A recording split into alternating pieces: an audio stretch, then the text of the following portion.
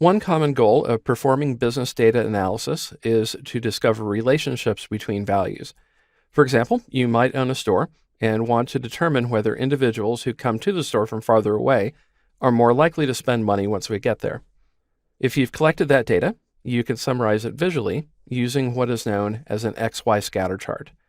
In this movie, I will show you how to create one.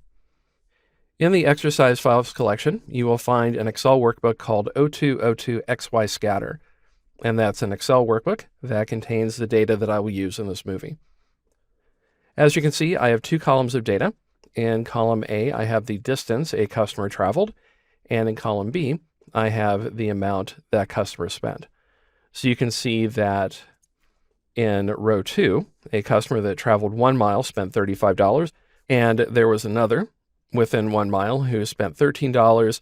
And if we move down the data set, which is sorted by distance, then we can see that it does appear that the farther away someone started from the store, that is, the more they traveled to get there, the more they're likely to spend. But let's see what it looks like in an XY scatter chart.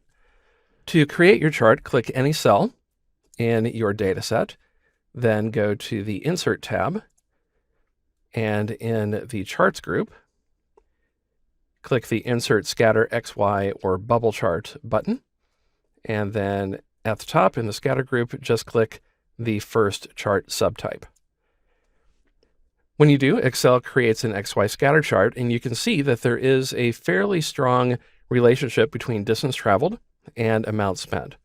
You can see distance on the horizontal or x-axis and amount spent on the y or vertical axis.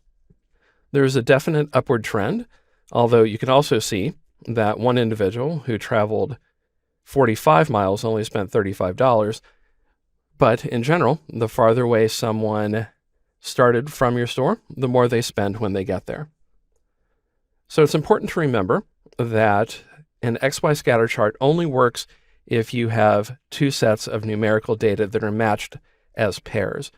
If you have, say, months of the year, then an XY scatter chart is probably not your best bet because months are categorical data as opposed to numerical.